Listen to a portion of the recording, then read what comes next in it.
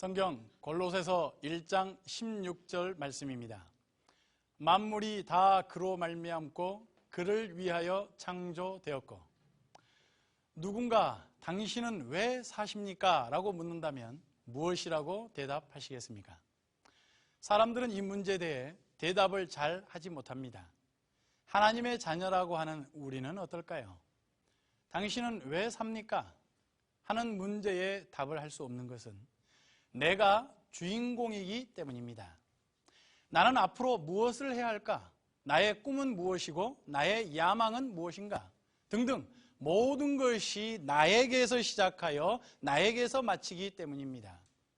내 자신에게만 초점을 맞추고 있는 것이죠. 그런데 문제는 내가 태어날 때에 나를 좀 태어나게 해주세요 라고 부탁해서 태어난 사람은 아무도 없다는 것입니다. 내가 왜 태어났는지 나로서는 도무지 알 수 없는 것이죠. 나의 목적에 의해 내가 태어난 것이 아니기에 나에게서 그 목적을 찾을 수 없는 것입니다. 예를 들면 친구에게 전혀 예상하지 못한 선물을 하나 받았습니다. 내가 왜 선물을 받게 되었는지 도무지 알 수 없는데 포장을 뜯어보니 금방 알게 되었습니다. 너를 좋아해, 바로 그렇습니다. 내가 왜 사는지는 나를 창조하셔서 나를 살도록 하신 창조주 하나님께 내 인생의 해답을 찾아야 합니다. 제가 몇 해 전에 삼육초등학교 교목을 할 때의 경험입니다. 아이들에게 비전을 심어주기 위해 먼저 너희는 왜 사니? 라는 질문을 했습니다. 질문이 너무 어려웠나 아이들이 눈만 깜빡깜빡이는 것입니다. 그래서 다시 질문을 바꿔서 했습니다. 그럼 왜 태어났니? 이번에는 아이들이 장난기 가득한 표정으로 킥킥킥 대고 웃더니 장난기 있는 대답들을 합니다. 제가 원하는 대답은 나오지 않았습니다. 이럴 때는 방법이 하나 있죠. 그렇습니다. 선생님들만이 누릴 수 있는 최고의 재미, 숙제이죠. 숙제를 내주면 되는 것입니다. 아이들은 무진장 귀찮듯이 고개를 저어대지만 매우 중요한 문제이니만큼 꼭 숙제를 해와야 한다는 사랑의 협박을 덧붙였습니다. 그로부터 며칠 후에 성경 수업 시간이 되어서 그 대답을 얻을 수 있었습니다. 너는 왜 태어났느냐라는 질문을 우리 아이들은 잘 모르니까 그 부모님들에게 저를 왜 낳으셨어요? 라는 질문으로 바꾸어서 숙제를 내줬습니다. 아주 재밌고 다양한 답이 나왔습니다. 무대답으로 끝까지 일관하셨다는 분, 바쁜데 별걸 다 숙제 낸다고 귀찮아 하신 분들도 있었다고, 아이들은 자기 부모들의 반응을 그대로 흉내까지 내면서 보고하더라고요. 안 나오려고 했는데 하는 수 없이 나왔다고 대답한 분도 있었답니다. 그냥 나왔다고 하는 분도 있었답니다. 또 어떤 분은 내가 그냥 실수로 나왔다고 했답니다. 다리 밑에서 좋아서 잘 모르겠다고 했답니다. 너 같은 애인 줄 알았으면 안 나왔을 거래요. 등등. 물론 원하는 답이었던 사랑해서 나왔대요. 가 가장 많이 나왔습니다. 정답은 무엇일까요? 하나님은 사랑이시니 우리 서로 사랑하자고 태어난 것입니다. 하나님을 사랑하고 우리끼리 서로 사랑하기 위해 태어났으며 살아가는 것입니다. 그것이 우리 부모님 위의 부모님, 또 그 위의 부모님으로 올라가고 또 올라가다 보면 우리의 첫 부모님이 하나님이시기 때문입니다. 그분만이 우리의 삶의 답을 알고 계시는 것입니다. 그분께서 주시는 답이야말로 정답이 아닐까요? 우리는 사랑 때문에 태어났습니다. 사랑으로 살아가야 함을 기억하시길 바랍니다. 오늘날 시대를 무슨 시대라고 하는지 아십니까? 현대사회는 이렇게 변천을 했습니다. 첫 번째는요, IQ 시대였습니다. 인텔리전트 쿼시언트 해가지고 지능지수가 최고일 때가 있었습니다. 근데 이 IQ 시대가 지나고는 EQ 시대가 됐습니다. 감성지수죠. 또 교육지수라고도 합니다. 에듀케이셔널 쿼시언트라고도 하죠. 그 다음에 EQ 시대가 지나니까 SQ 시대가 되었습니다. Society Quotient, 사회 지수라고 하는 것입니다. 사회성을 얼마나 길러주냐, 이것이 매우 중요했다고 하는 것입니다. 바야흐로 시대는 NQ 시대로 접어듭니다. NQ라고 하는 것은요, 네트워크 쿼티언트입니다. 다시 말하면 공유 지수입니다. 내가 가지고 있는 지능과 내가 가지고 있는 지식이, 또 내가 가지고 있는 감성이, 내가 받은 교육이, 내가 가지고 있는 사회성이, 나의 사회생활이 얼마만큼 서로 공유되느냐, 이겁니다. 그래서 전 세계가 바야흐로 인터넷으로 네트워크 시대를 열고 있습니다.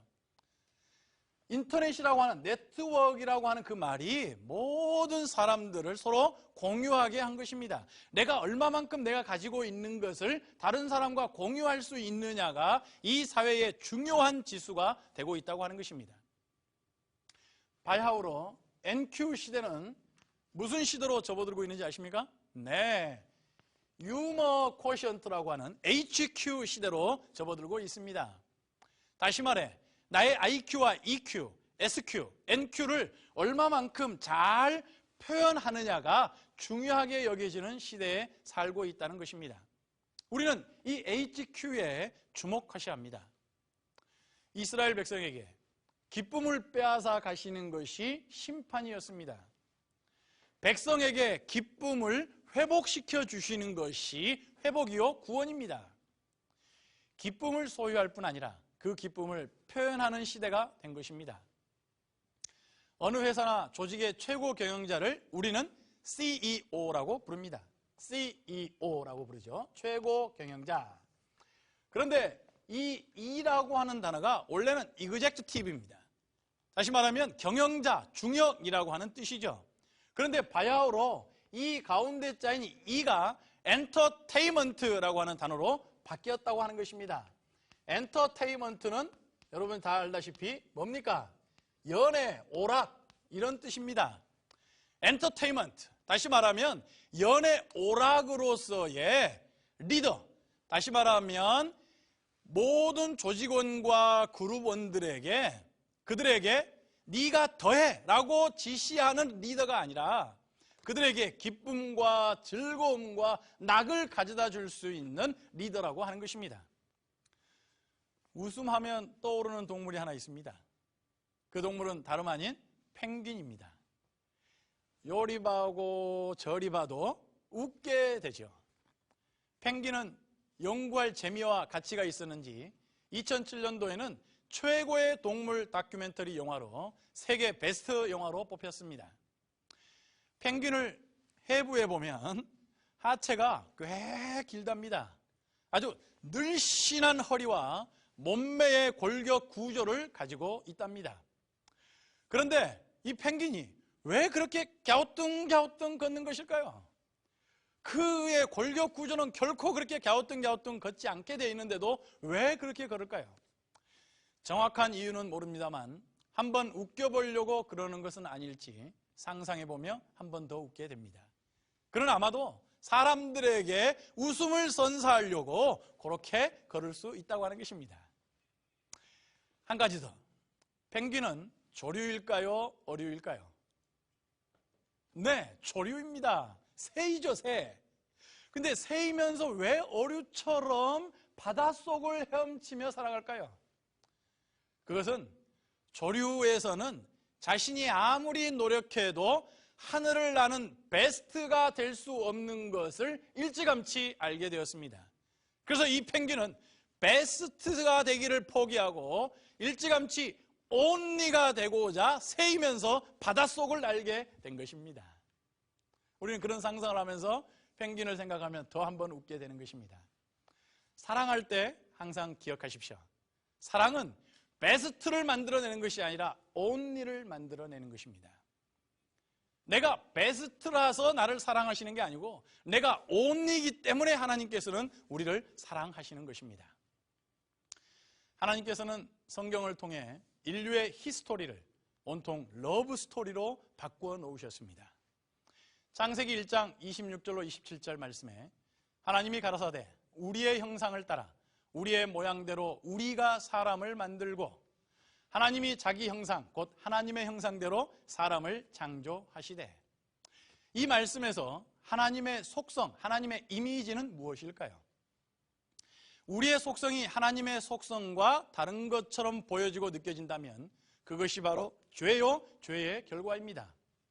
우리의 참된 모습을 발견하고 그 모양을 회복하는 것이야말로 가장 잘하는 선택이요, 인생 최대의 성공이 될 것입니다.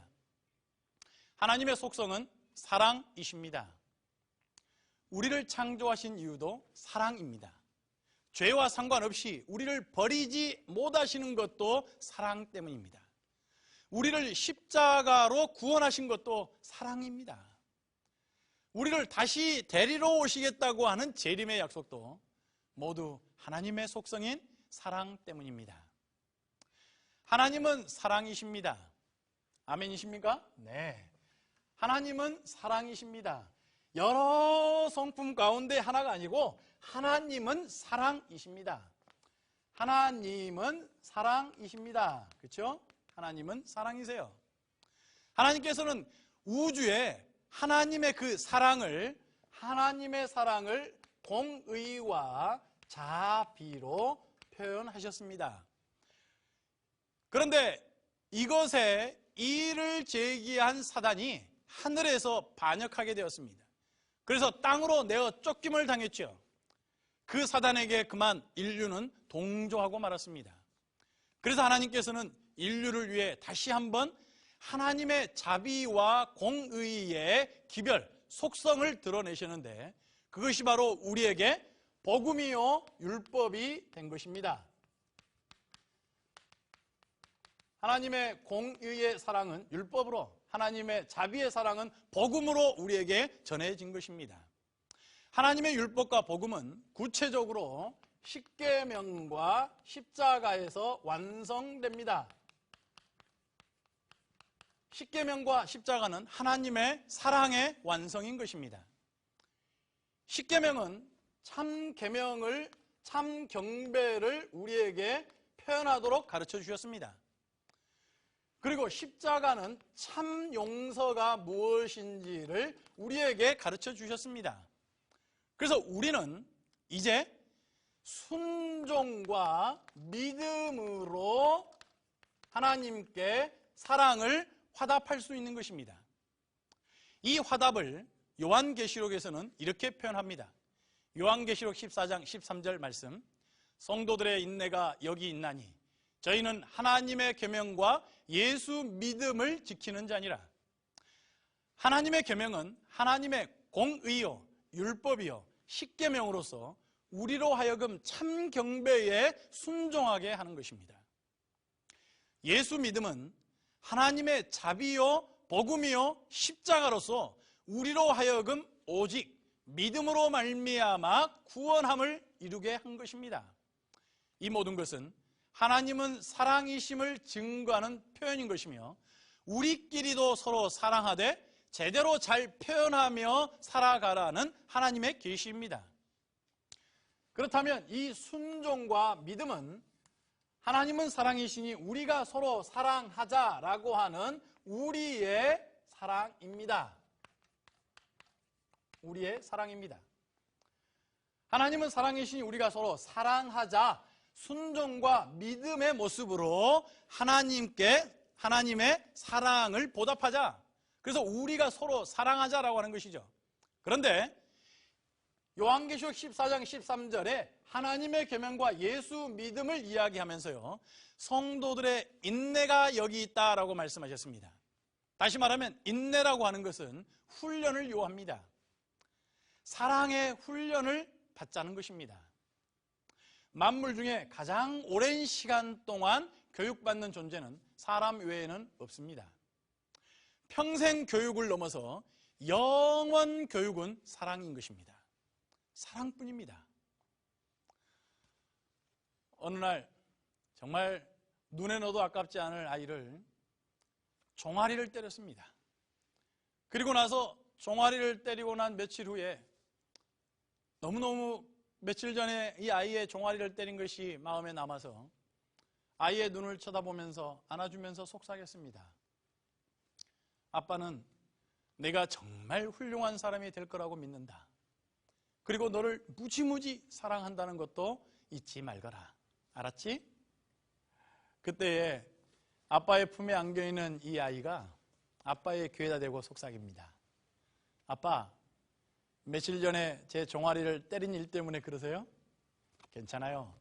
저는 다 잊었어요. 저도 아빠 사랑해요. 대체 누가 어른인지 모르겠습니다. 사랑하는 여러분, 행복하십니까? 자연은 곧 하나님이십니다. 법칙을 만드신 분이 하나님이시기에 우리네 인생은 법칙에 따라 움직이게 되어 있습니다. 자연의 법칙인 것입니다. 우리의 몸과 마음도 자연의 법칙에 의해 유지됩니다. 물론 우리네 인생도 그럴 것입니다. 자연에도 법칙이 있듯이 행복에도 법칙이 있습니다. 공식과도 같이요. 영어로 행복을 뭐라고 합니까? 해피라고 하죠. 영어로 행복을 해피하다 이렇게 합니다. 행복하다라고 하는 것이죠. 그런데 이 해피라고 하는 단어는요, 어원이 happen에서 나왔습니다. 이 happen이라고 하는 영어의 뜻은요, 우연이라고 해석들을 합니다.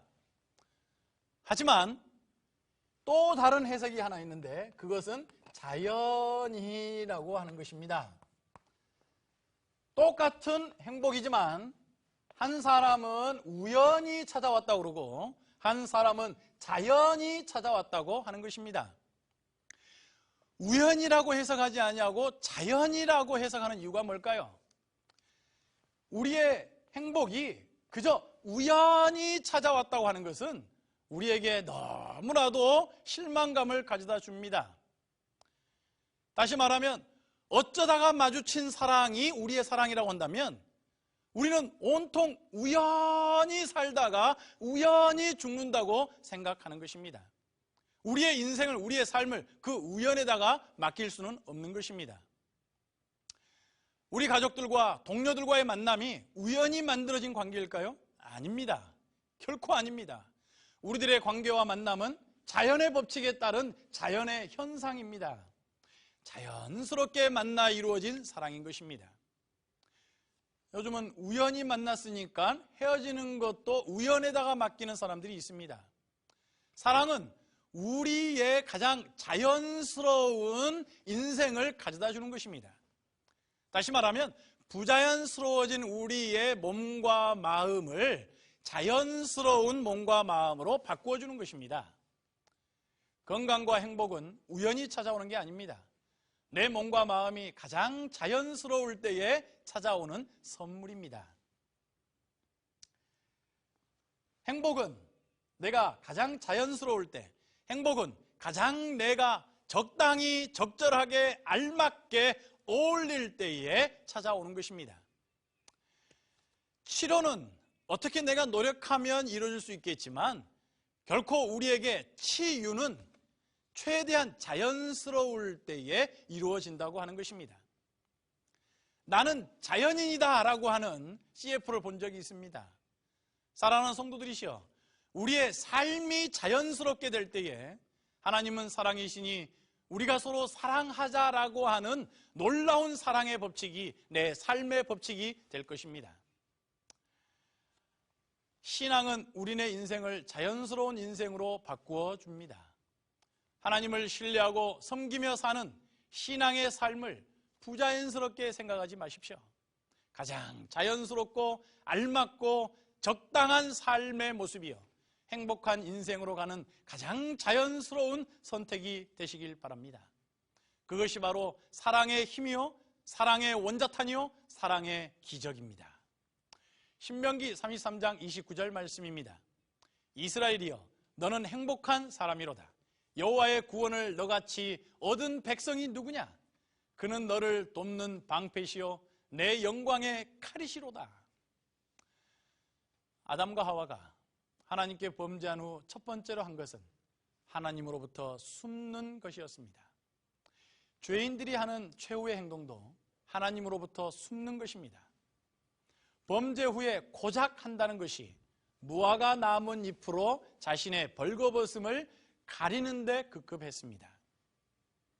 아마도 이것은 남아있던 인간의 자존심이었는지도 모르겠습니다. 그래서인지 인류는 자존심이 셀수록, 자존심이 강할수록 무화과 나뭇잎과 같은 옷으로 자꾸 자신의 벌거벗음을 가리려고 합니다. 이때 하나님께서 쓰신 방법은 무엇이었습니까? 무화과 나뭇잎으로 만든 옷과는 비교될 수 없는, 우리가 생각하기에 너무 과분한 하나님께서 손수 제작하신 가죽 옷을 지어 입혀주셨습니다. 하나님께서는 우리가 아직 죄인 되었을 때에 우리를 의로운 사람으로 여겨주겠다며 하나님의 사랑을 표현하셨습니다.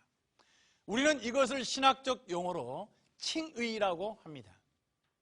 누가복음 15장에 보면 돌아온 아들에 관한 이야기가 나오는데, 그 이야기의 핵심은 자비로운, 용서하시는 은혜로우신 아버지의 모습을 설명하고 있습니다.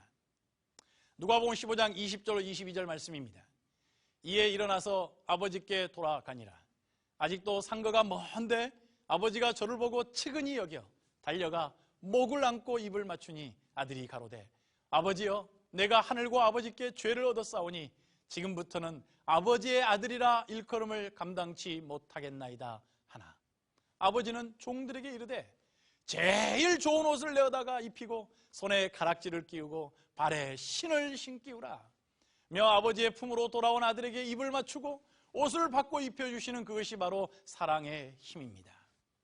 매일매일 아이의 갈아입혀주는 엄마의 손길처럼 우리를 매일 매순간 의롭다 여겨주시는 그분의 사랑으로 말미암아 내가 변화되어서 나도 언제부터인가 따뜻한 엄마의 손길처럼 또 다른 사람에게 나의 따뜻한 사랑을 표현하는 것이 바로 거듭남이요 성화입니다. 성화는 지식으로 되는 게 아닙니다. 사랑으로 됩니다. 하나님은 사랑이시니 우리 서로 사랑합시다라는 것을 매일 기억해서 입어야 될 옷을 입고 다니는 것이 성화입니다. 하나님께서 항상 기뻐하며 행복해하는 여러분들의 삶이 되시기를 바랍니다. 고린도후서 6장 2절 말씀입니다. 가라사대 내가 은혜 베풀 때에 너를 듣고 구원의 날에 너를 도왔다 하셨으니 보라 지금은 은혜 받을 만한 때요 보라 지금은 구원의 날이로다. 지금 시대는 은혜 받을 만한 때요 구원 받을 때입니다. 은혜란 무엇일까요? 한문으로는 은혜은 은혜해입니다. 한자 사전에서는요 은혜는 사랑입니다. 사랑하는 마음이죠. 세상이 아무리 달라져도 은혜는 우리에게 늘 감격과 감동과 감사를 가져다 줍니다. 사람은 이러한 은혜로 말미암아 이만큼이라도 살 수 있으며 은혜 때문에 행복할 수 있고 희망적이며 구원받을 수 있는 것입니다. 우리의 조상들은 이 은혜를 정이라고 하는 단어로 사용하기도 했습니다. 정에는 미운 정, 고운 정이 있습니다. 고운 것만 사랑이 아니고 미운 정도 사랑이니 미운 놈 떡 하나 더 주라고 하는 것입니다. 미운 놈 떡 하나 주라고 하는 것은 미우니까 체하라고 준 것이 아니고 더 배려하고 더 관심으로 사랑하라는 말씀이신 것입니다. 그렇습니다. 지금은 사랑할 때입니다. 사랑 참 잘 하셨습니다. 사랑 참 잘 하셔야 합니다. 에베소서 3장 17절의 말씀을 보시면서 사랑 참 잘했어요를 마치려고 합니다. 믿음으로 말미암아 그리스도께서 너희 마음에 계시게 하옵시고 너희가 사랑 가운데서 뿌리가 박히고 터가 굳어져서 아름다운 사랑의 삶이 되시기를 주님의 이름으로 간절히 바랍니다.